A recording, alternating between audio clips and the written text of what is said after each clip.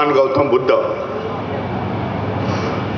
विश्वरत्न Bodhisattva संविधानकार doctor Babasaheb Ambedkar, Mahatma Jyotiba Phule, Savitribai Phule, Chhatrapati Shahu Maharaj, बहुजनांच्या सर्व महापुरुषांना विनम्र अभिवादन करून आज त्यागमाता माता रमाई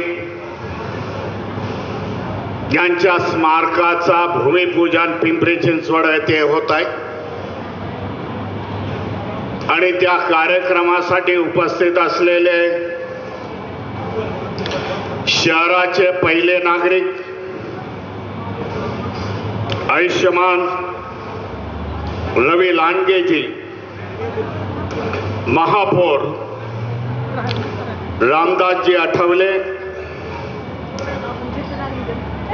बाही गिरकर,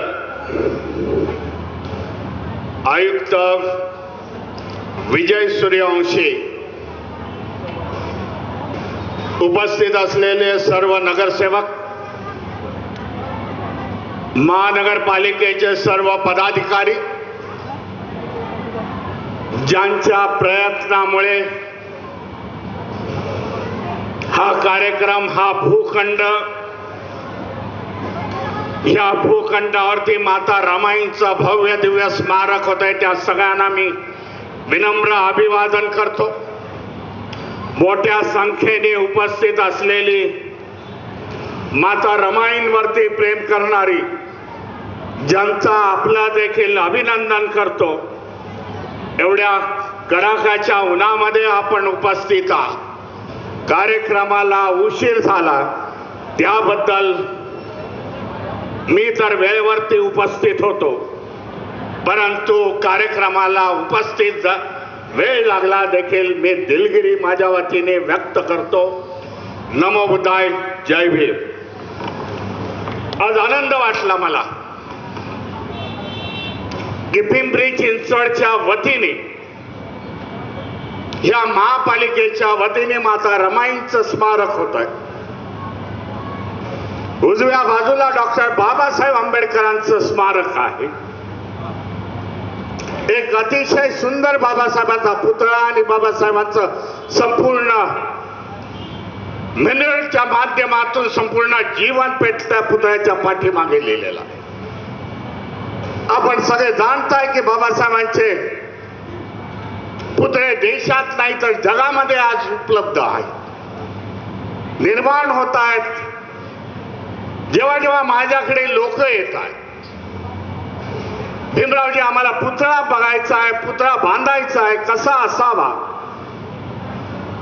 तेव्हा त्यांना मी अर्जावून सांगतो, बा पुतळा बघायचा असेल, पुतळ्याचं सौंदर्यीकरण करायचं असेल तर जा पिंपरी चिंचवड मध्ये, शहरामध्ये जा.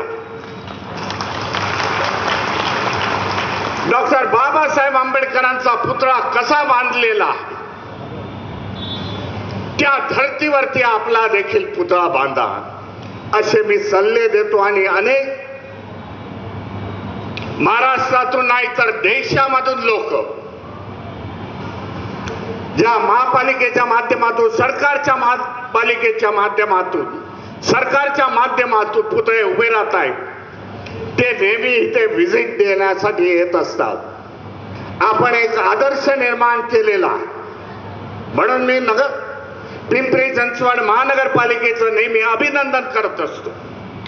पूर्वी देखील एकदा मी म्हटलं होतं की ही महापालिका मला दिसते की महापुरुषाचा खऱ्या अर्थाने सन्मान पिंपरी चिंचवड या शहराने महानगरपालिकेने केलेला.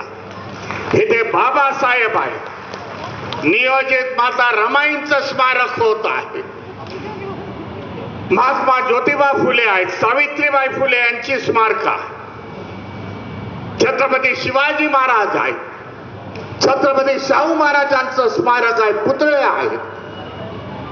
तुम्ही खऱ्या अर्थाने महापुरुषाचा स्मारक निर्माण करणारी देशामधली महापालिका ही मला वाटतं पिंपरी चिंचवड ही एक महानगरपालिका असेल. म्हणून मी सगळ्या पदाधिकाऱ्यांचं, महापौरांचं सगळ्यांचं अभिनंदन करतो की एक आदर्श घालून तुम्ही दिलेला आहे. आज त्याच्यामध्ये कमी होती, माता रमाईंच्या स्मारकाची कमी होती, ती देखील आपण भरून काढली, म्हणून आपल्या सगळ्यांचं अभिनंदन करतो. माता रमाईंच्या बाबतीमध्ये एक उदाहरण देऊ इच्छितो. माता रमाईंचं स्मारक त्यांच्या वनन ह्या गावी, जे दापोलीमध्ये आहे, कोकणामध्ये आहे, त्या दापोली ह्या गावामध्ये 2014 मध्ये भारतीय बौद्ध महासभेने त्यांच्या राहत्या घरी तो भूखंड विकत घेऊन एक मोठं स्मारक निर्माण केलं. आणि त्यावेळेला आपल्याला सांगू शकतो की सुप्त अशी लोकांच्या मनामध्ये कल्पना होती, म्हणजे महाराष्ट्रातल्याच नाही तर देशामधल्या लोकांच्या. त्यावेळेला ज्या चित्र मी बघितलं त्याचा मी साक्षीदार आहे. 2014ला त्या स्मारकाचं जेव्हा उद्घाटन झालं, भारतीय बौद्ध महासभेने बांधलं आणि त्याचं उद्घाटन जेव्हा केलं, त्यावेळेला मी बघितलं लाखाच्या संख्येने लोक या त्या कार्यक्रमासाठी हजर होते. वननगाव ज्याची लोकसंख्या ही 500 आहे, दापोली हे तालुक्याचं ठिकाण आहे, त्याची लोकसंख्या 10,000च्या वरती नाही. परंतु त्या शहराने त्या दिवशी अनुभवलं 7 फेब्रुवारीला 2014ला की लाखोच्या संख्येने लोक हे माता रमाईंचं स्मारक बघण्यासाठी, त्यांना अभिवादन करण्यासाठी त्या ठिकाणी आले. संपूर्ण यंत्रणा तिथे व्यस्त झाली की एवढ्या लोकांना जागा कुठे आहे. हे जी सुप्त कल्पना होती लोकांच्या मनामध्ये की माता रमाईंचं स्मारक व्हावं, त्याची सुरुवात भारतीय बौद्ध महासभेने केली. आणि आज देशाच्या कानाकोपऱ्यामध्ये माता रमाईंची स्मारक होत आहे. महाराष्ट्रामध्ये नाही तर देशभरामध्ये मी जेव्हा जेव्हा जात असतो, जयपूरचं उदाहरण आपल्याला देऊ इच्छितो. जयपूर या शहरामध्ये माता रमाईंचं स्मारक आहे.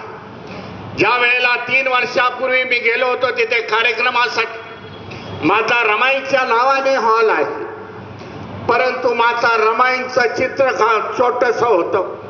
त्या हॉलमध्ये जी प्रतिमा लावली होती, फोटोग्राफ्स त्याला म्हणता येईल, ती अतिशय छोटी होती. तेव्हा मी त्यांना सांगितलं, माता रमाई की बड़ी तस्वीर मैं अगले साल आपको भेज दूंगा. त्याप्रमाणे माता रमाईंची मोठी तस्वीर, एवढी मोठी तस्वीर की तिचं वजन 25 किलोची तस्वीर, कारण तो हॉल जवळजवळ 1000 लोकांच्या वरती बसण्याचा हॉल आहे जयपूरमध्ये.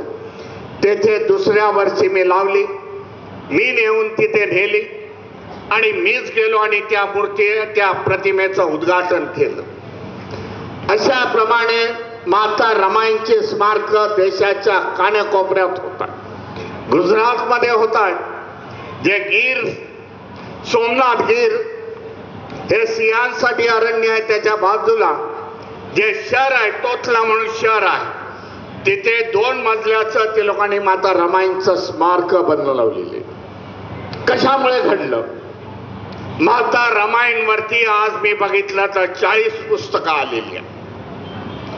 40 पुस्तकाच्या माध्यमातून माता रमाईंचा इतिहास हा लोकांच्या समोर आलेला, लोकांना कळून चुकलेला आहे की माता रमाई होत्या. म्हणून बाबासाहेबांचा जो प्रवास आहे, मग तो शिक्षणाचा असेल, क्रांतीचा समाज असेल, माता रमाईंची साथ होते. त्याच्यामुळे बाबासाहेबांना हा टप्पा गाठता आला. बाबासाहेबांचा जर इतिहास बघितला, अतिशय खडतर इतिहास आहे. आणि ह्या खडतर इतिहासामध्ये जर साथ कोणी दिली असेल तर माता रमाईंची त्याला साथ होते, हे आपल्याला इतिहासावरून दिसून येईल. जेव्हा जेव्हा बाबासाहेब विदेशामध्ये गेलेले आहेत, तेव्हाचा जो काळ आहे तो रमाईंसाठी खडतर काळ आहे. आपण सगळे त्याच्यासाठी जाणताय की रमाईंनी किती कष्ट केलेले आहे. किती कष्टाने ही जॉईंट फॅमिली संयुक्त कुटुंब रमाईंनी कसं साधलेलं आहे. म्हणून जेव्हा जेव्हा कवी वर्ग जेव्हा रमाईंचा जेव्हा उल्लेख करतो, करुणेचा उल्लेख करतो, रमाईंचा चेहरा नो डाऊट रमाईंचा चेहरा करुणामय आहे, परंतु रमाई तेवढ्या कणखर होत्या ह्या देखील आपण जाणलं पाहिजे. चार चार मुलं जाऊन देखील रमाई खंबीरपणे बाबासाहेबांच्या पाठीशी उभ्या राहिलेल्या आहेत. हे त्यांचं खंबीरपण. म्हणून मी एकदा आता काही दिवसापूर्वी एका पुस्तकाचं उद्घाटन करत असताना आशा लताताई कांबळे यांनी लेखिका आहेत मुंबईतल्या, त्यांच्या पुस्तकाचं उद्घाटन रमाई पुस्तकाचं उद्घाटन करत असताना मी म्हटलं की बाबा जेव्हा जेव्हा आपल्या आयुष्यामध्ये अशा कठीण प्रसंगाला तोंड देण्याचा प्रसंग येईल त्यावेळेला विशेषतः महिलांनी माता रमाईंचं एखादं पुस्तक वाचावं, पुस्तक देखावं की माता रमाईंनी केवढ्या मोठ्या संकटामधून सगळ्या परिस्थितीवरती मात केलेली आहे. जर हे पुस्तक वाचलं आपल्या जीवनामध्ये जर निराशा आला असेल तर या माता रमाईंच्या चरित्रामधून हे सगळं नैराश्य दूर होईल. पुन्हा एकदा संकटाला आपण तोंड देऊ शकाल एवढा मोठा त्या माता रमाईंचा आहे. मी धन्यवाद देतो, जास्त वेळ बोलत नाही, परंतु पुन्हा एकदा आपल्या सगळ्यांचा धन्यवाद देतो. महापालिकेला एक विनंती करतो की माता रमाईंचं एखादं पोर्ट्रेट महानगरपालिकेमध्ये, ज्या महापुरुषांचे फोटो महानगरपालिकेमध्ये लावलेले आहेत त्याच्यामध्ये एक पोर्ट्रेट माता रमाईंचं तेथे लावण्यात यावं अशी मी त्यांना सूचना करतो आणि आपल्या सगळ्यांची रजा घेतो. ज्या वेळेला हे स्मारक उभं राहील महापौरांना आणि प्रशासनाला सांगतो तेव्हा मला देखील निमंत्रण द्या, त्या देखील कार्यक्रमाला मी हजर राहीन. आपल्या सगळ्यांचं अभिनंदन करतो आणि इथेच माझ्या वाणीला विराम देतो. नमो बुद्धाय, जय भीम, जय संविधान.